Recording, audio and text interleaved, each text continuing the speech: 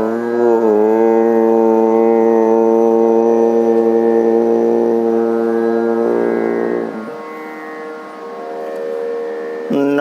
परमहंसास्वादित चरणकमलचिन्मकरन्दाय भक्तजनमानसनिवासाय श्रीलक्ष्मीनारायणाय कृष्णाय वासुदेवाय हरये परमात्मने प्रणतक्लेशनाशाय गोविन्दाय नमो नमः। बोलिए सच्चिदानंद भगवान की जय। बाल कृष्ण लाल की जय। हनुमान जी महाराज की जय। सद्गुरुदेव भगवान की जय। राधा रानी सरकार की जय।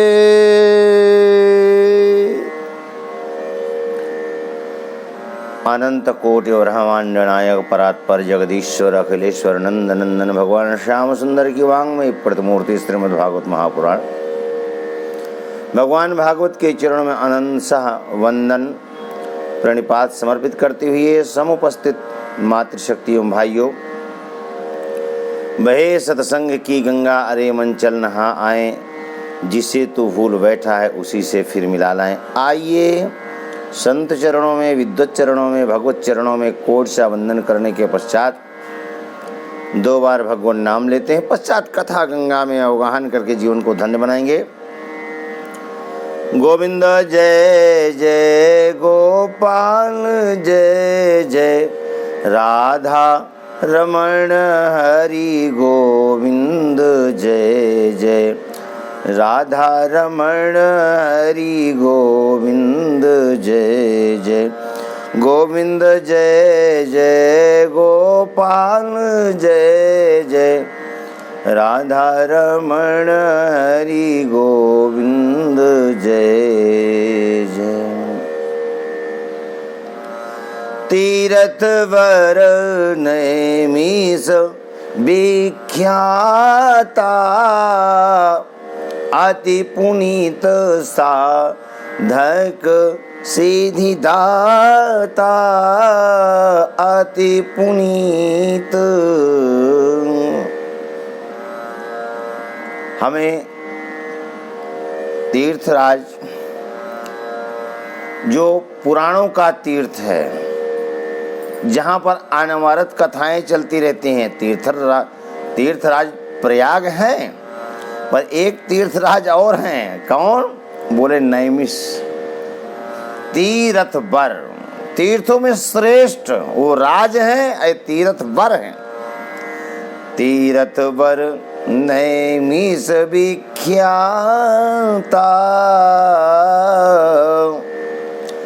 अति पुनीत साधक सिद्धिदाता। कहीं भी कथा सुनने के लिए बैठिए, तीर्थवर, तीर्थश्रेष्ठ नैमिष को कभी नहीं भूलना। कहीं भी बैठिए ये समझ करके बैठिए कि हम तीर्थवर, तीर्थश्रेष्ठ नैमिष में बैठे हुए हैं, जहाँ पर अनवरत कथाएं चलती रहती हैं। इन समस्त कथाओं का सार है, भजन उपासना आदि का सार है। तीर्थाटन साधन समुदायी, जोग विराग ज्ञान निपुणाई, नाना कर्म धर्म व्रत दाना संयम दमो जप तपो मखनाना भूत दया द्विज गुर शिवकाई विद्या विनय विवेक बढ़ाई जहाँ लगी साधन वेद बखानी जहाँ लगी साधन वेद बखानी सब कर फल हरि भगति भवानी सब कर फल हरि भगति भवानी। श्री राम जय राम जय जय राम श्री राम जय राम जय जय राम श्री राम जय राम जय जय राम श्री राम जय राम जय जय राम। बहुत कहूँ का कथा बनाई बहुत कहूँ का कथा बनाई यही आचरण बस्य में भाई यही आचरण बस्य में भाई। बिनु सत्संग विवेक न होई बिनु सत्संग विवेक न होई राम कृपा बिनु सुलभ न सोई बिनु हरि कृपा सुलभ नहीं सोई। श्री राम जय जय राम श्री राम जय राम।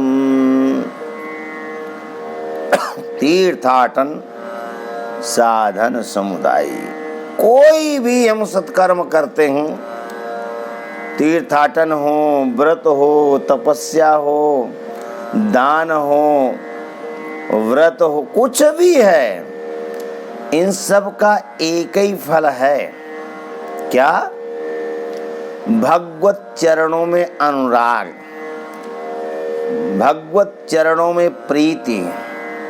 अब प्रथम दिवस एक सूत्र दिया था हमने तस्मात् केनाप्युपायेन मनः कृष्णे निवेशयेत् एन केन प्रकारेण इस चंचल मन को प्रभु चरणों में लगाना है। कथा सुनने का मात्र उद्देश्य यह ही है हमारा मन प्रभु चरणों में लगे कथा के माध्यम से लगे व्रत के माध्यम से लगे उपासना के माध्यम से लगे कैसे भी हो इन सब का केवल एक उद्देश्य है प्रभु चरणों में प्रीति का हो जाना। कल हम चर्चा कर रहे थे सदा सेव्या श्रीमद् भागवती कथा यस्याः श्रवण मात्रेण हरिश्चित्तं समाश्रयेन् सदा सेव्या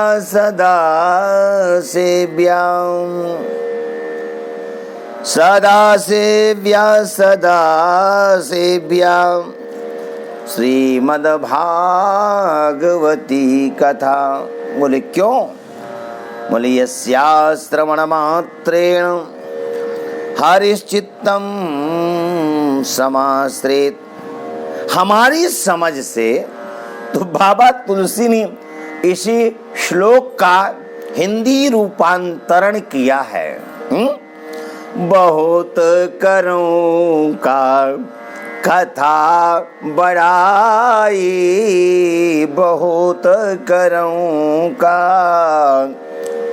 सदा सेव्या श्रीमद्भागवती कथा यस्याः श्रवण मात्रेण यही आचरण बस्य मैं भाई, यही आचरण। जिनको संस्कृत का बोध नहीं वो रामचरितमानस का नित्य पाठ करें। जो संस्कृतज्ञ को भागवत का, श्रीमद् भागवत महापुराण का पाठ करने से फल मिलता है, वही फल हिंदी के ज्ञाता को, हिंदी के जानकार को, हिंदी भाषी को श्रीमद् रामचरितमानस का पारायण करने से फल मिलता है। भागवत क्या है? वेदोपनिषदां सारांश जाता भागवती कथा, वेदोपनिषदां सारांश जाता भागवती कथा। समस्त वेदों का सार है, उपनिषदों का सार है, इसलिए श्रेष्ठ है। और रामचरितमानस क्या है? नाना पुराण निगमा गम संवतं यन् रामायणे निगदितं क्वचिदन्यतोऽपि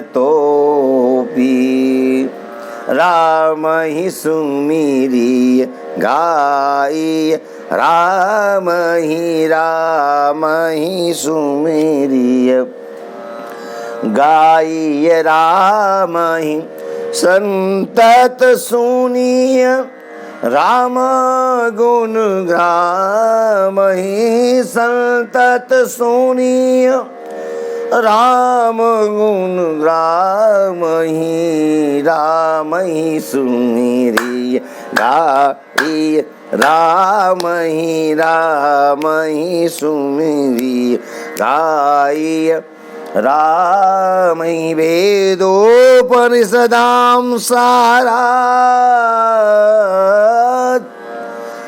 जाता भागवती कथा। क्यों सुने बार बार? बोले यस्याश्रवण मात्रेण हरिश्चित्तं समाश्रयेत्।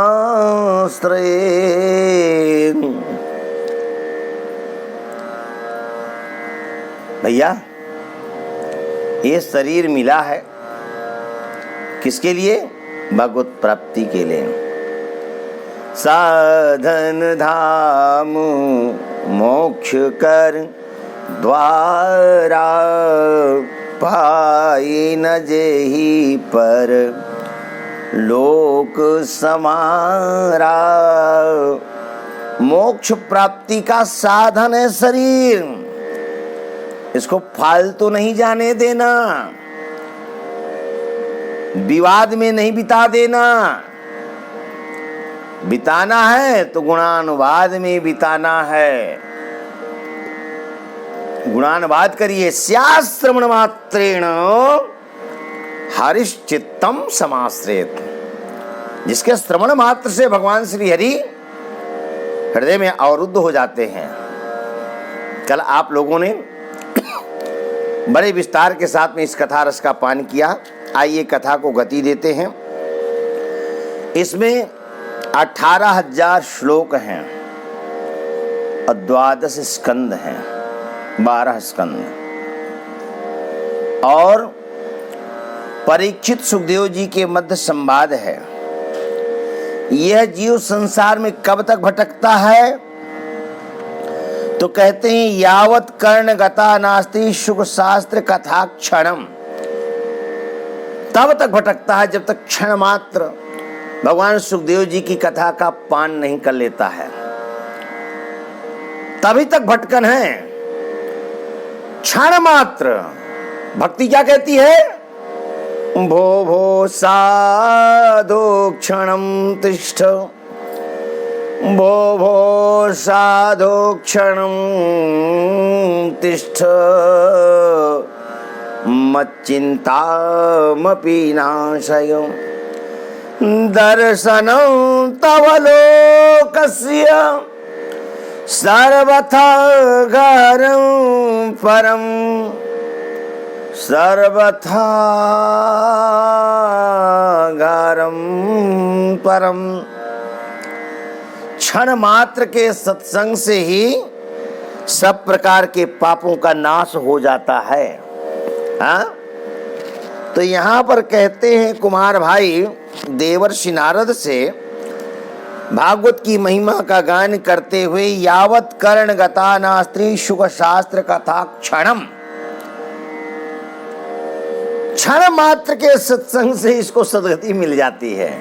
ये जियो तब तक भटकता संसार में जब तक क्षण मात्र की कथा का पान नहीं कर लेता है। क्षण मात्र के सत्संग से मोक्ष मिलता है।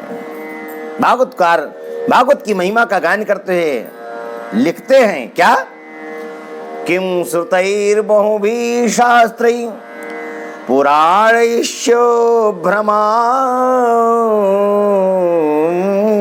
वही एकम भागवतम शास्त्रम मुक्तिदानेन गर्जति। बहुत सारे शास्त्र पुराण पढ़ने की आवश्यकता क्या है? क्यों भ्रम बढ़ता है? आप श्रीमद् भागवत को पढ़ेंगे तो कृष्ण की महिमा से ओतप्रोत है। कृष्ण के अलावा कोई देव ही नहीं। एते चांस कला पुंसा कृष्णस्तु भगवान स्वयं, भगवान स्वयं 16 कलाओं से युक्त है। विष्णु पुराण पढ़ेंगे तो भगवान विष्णु है। कोई भी पुराण पढ़ेंगे, शिव पुराण पढ़ेंगे तो शिव पुराण श्रेष्ठ है। तब आपको संदेह होगा, अरे विष्णु पुराण पढ़ा उसका देव श्रेष्ठ है, शिव पुराण पढ़ा उसका देव श्रेष्ठ है, हम किसको श्रेष्ठ माने? तो भागवतकार ने साल लिख दिया, 17 पुराणों के पश्चात भागवत महापुराण की रचना हुई है। जिसने स्वयं समस्त पुराणों को लिखा, एक वेद को 4 भागों में विभक्त किया, इतिहास की रचना किया, उस महापुरुष ने ही लिख दिया, किम श्रुतैर्बहुभिः शास्त्रैः पुराणैश्च भ्रमा वही एकम भागवतम शास्त्रम मुक्तिदानेन गर्जति। मैं नहीं कह रहा, भागवतकार लिख रहा है। क्या आप कोई पढ़िए, पर भगवत चरणों में प्रीत चाहते हैं, भ्रमित नहीं होना चाहते, भटकना नहीं चाहते हैं, अटकना नहीं चाहते, लटकना नहीं चाहते संसार में, तो एकम भागवतम शास्त्रम मुक्तिदानेन गर्जति, मुक्ति देने के लिए गर्जना कर रहा है।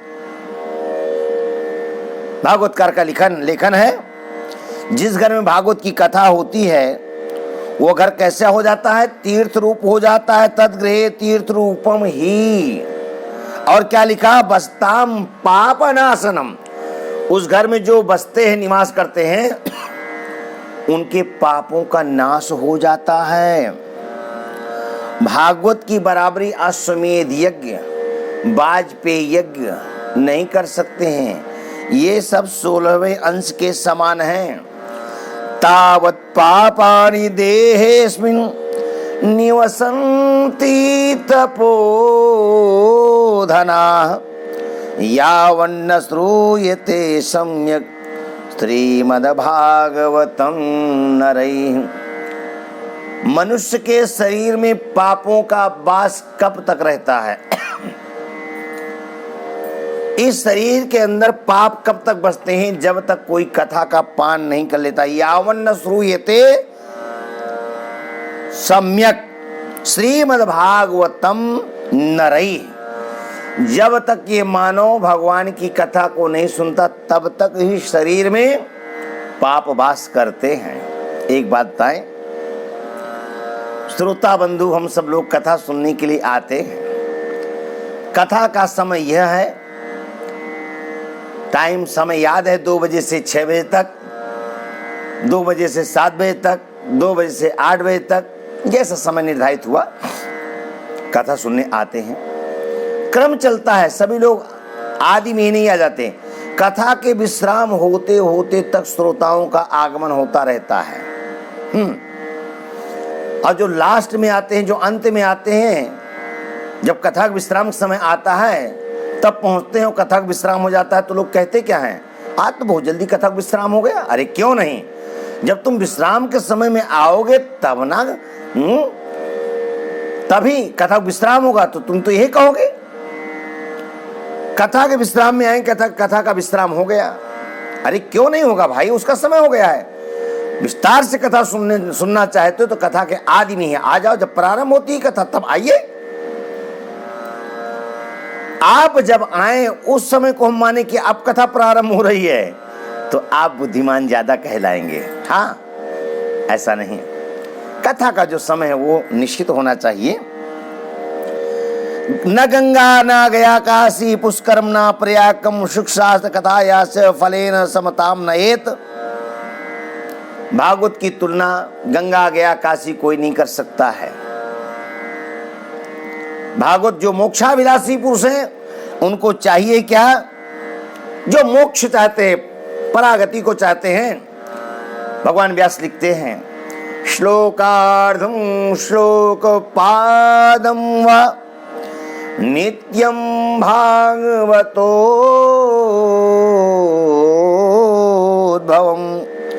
पठस्व स्वमुखे नैव यदीच्छसि परां गतिम्। जो मोक्षाभिलाषी हैं उनको चाहिए कि वह कम से कम 11 अध्यायों का पाठ करें। नहीं कर सकते हैं तो 5 अध्यायों का पाठ कर लें। बोले भाई 5 अध्याय का भी नहीं कर सकते, समय नहीं, तो 1 अध्याय पाठ करो। समय नहीं बताया ना तो 1 श्लोक का पाठ करो। बोले समय नहीं है तो भाई स्नान तो करते हो ना।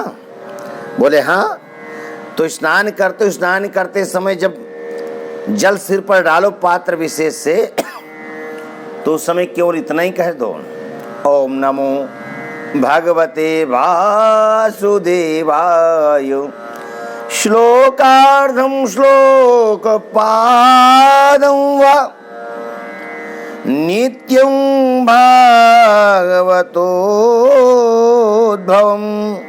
श्लोकार्धम श्लोक पादं वा नित्यं भागवतोद्भवम्।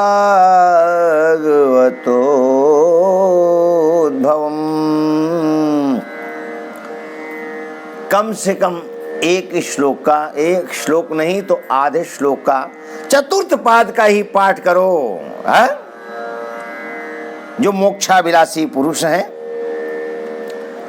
ओंकार हो, गायत्री हो, त्रय पुरुष सूक्त हो और 12 मंत्र हो, 12 मूर्तियों से तो भगवान सूर्य हो, काल है, संवत्सर है, प्रयाग है, ये सब भगवान के स्मरण के स्वरूप हैं। तो इन सब का हमें स्मरण करना चाहिए। तुलसी की सेवा करना चाहिए, गौ की सेवा करना चाहिए और नित्य प्रति भागवत का पाठ करना चाहिए। उक्तम भागवतम नित्यम कृतम च हरिचिंतनम तुलसी पोषणम चयो धेनु नाम सेवनम समम। भागवत का पाठ, भगवत चिंतन, गो सेवा और तुलसी सेवा ये सब समान है। पर मोक्षाभिलाषी पुरुष को चाहिए कि जो मोक्ष चाहते हैं, अंत काले तु ये नहीं वो श्रूयते सुख शास्त्र वाक् प्रीत्या तस्यैव वैकुंठम गोविंदोपि प्रयच्छति।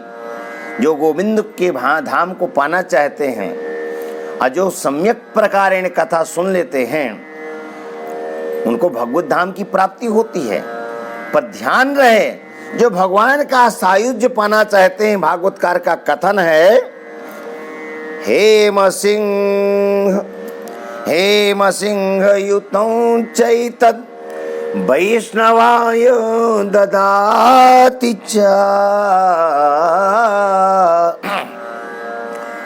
कृष्णेन सायुज्यं सपुमां लभते ध्रुवम्।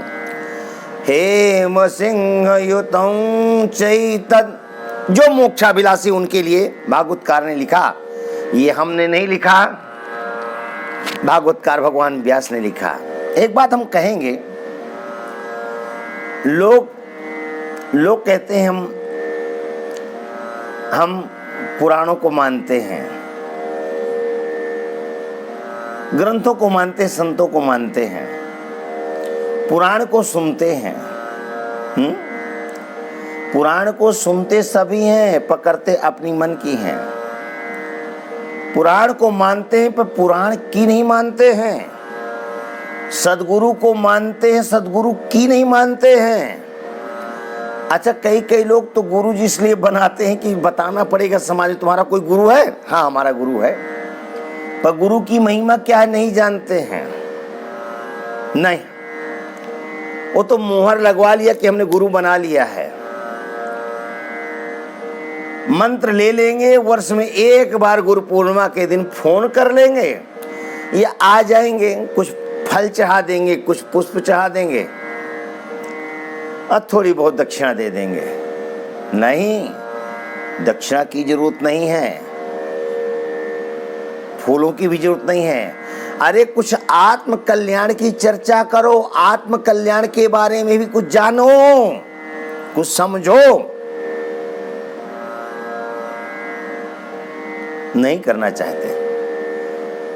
गुरुओं को सब मानते हैं पर गुरु की कोई नहीं मानता है, कोई नहीं सुनता है। नहीं,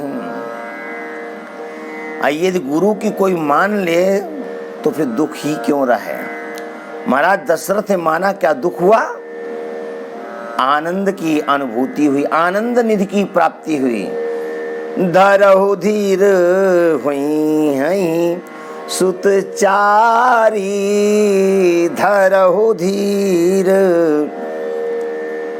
त्रिभुवन विदित भगत भयहारी। त्रिभुवन विदित क्यों? धरहु धीर हुई हई सुतचारी। गुरु ने उपदेश किया, धैर्य धारण कियो, तो धैर्य धारण किया राजा ने। क्या हुआ? जो आनंद सिंधु सुख राशि, जो आनंद सिंधु सुख राशि, सी करते त्रयी लोक सुपासी, सी करते त्रयी लोक सुपासी। श्री राम जय जय राम। गुरु वशिष्ठ के मुख से सुना तो धैर्य धारण किया, माना गुरुदेव को त्रिभुवन विदित भगत भयहारी, शिरोधार्य किया। अब परिणति क्या हुई कि आनंद निधि की प्राप्त हो गई। भगवान शंकर कुंभज ऋषि के पास कथा सुनने के लिए गए। राम कथा मुनिवर जो बखानी, सुनी महेश परम सुख मानी, परम सुख मानी। और जब चल पड़े कुछ समय तक सत्संग चलाओ, चल पड़े। तो क्या किया? हृदय विचारत जात प्रभु के ही विधि दर्शन हो। जो सत्संग किया था भगवान शंकर ने अगस्त ऋषि के समक्ष बैठ करके, उस कथा का चिंतन करते हुए, जिन प्रभु का मैंने श्रवण किया वो प्रभु कब मिलेंगे तो चिंतन कर रहे थे। तो भगवान शंकर ने दर्शन कर लिया। जय सच्चिदानंद जग पावन, आस कही चले वो मनोज न सावन।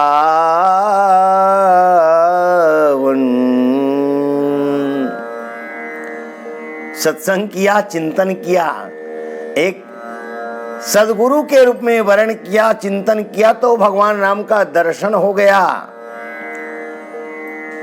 ग्रंथ को मानिए पर ग्रंथ की भी मानिए, पुराण को मानिए तो पुराण की मानिए, गुरु को मानिए तो गुरु की मानिए। भागवत आदि की कथाएं होती हैं, लिस्ट दे देते हैं आचार्य विद्वान संत, सब देते हैं, बढ़िया सामान आता है।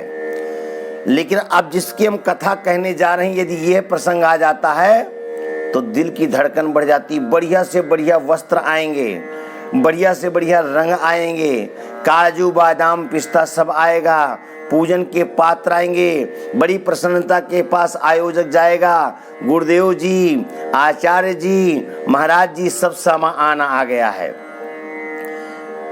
पर आचार्य जी ने कहा सब तो गिना दिया, पर ये बताओ भागवत में जो लिखा है कि स्वर्ण मुद्रा को सिंहासन में रख करके देना, तो हाँ गुरुजी ले आए हैं, कागज खोल कर दिखाएंगे, फूंक दो तो उड़ जाएगा, ये श्रद्धा है। हाँ? भगवान कहते हैं कि धातु नाम अस्मि कांचन, धातु मेरा अपना स्वरूप है। जिसकी कथा सुनने जा रहे हैं उसी को जब लाते तो फूंक दो तो उड़ जाए। ये भक्ति है। चावल लाने से भक्ति हो गई? नहीं। व्यक्ति को निमित्त बनाकर मत लाओ। गुरु अपने लिए नहीं लिखता, आपके कल्याण के लिए लिखता है। भागवतकार ने लिखा है, हेम संघ युतम चैतद वैष्णवाय ददाति च कृष्णेन सह सायुज्यम सपवान लभते ध्रुवम। हेम सिंह युतम चैतद वैष्णवाय ददाति च। स्वर्ण सिंहासन, बढ़िया स्वर्ण प्रतिमा, स्वर्ण प्रतिमा। अरे कम से कम कुछ वजन तो उसका होना ही चाहिए ना। यदि आप भगवत चरणों में अनुराग चाहते हो, प्रीति चाहते हो, महाराज प्रीति नहीं, क्या प्रीति क्या है भगवान में? कहा वो तो धन बचाने की प्रीति है। और दुविधा में दोनों गए माया मिले न राम। तुम सोचते हो भगवान भी मिल जाए, तुम चाहते हो धन भी बचा रह जाए।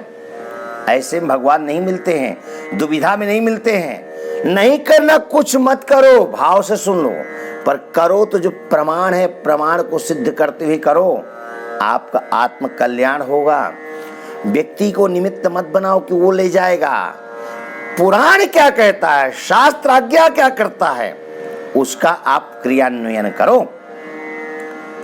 इतनी संपदा होते हुए भी भगवान की मूर्ति का जिसका नित्य हम अभिषेक कर सकें, पूजन कर सकें, मल मल करके स्नान कर सकें, उस पत्ते को लाते मलो तो पानी में और मिल जाएगा, पता ही नहीं चलेगा, मुंडी और मूर्ति खंडित हो जाएगी।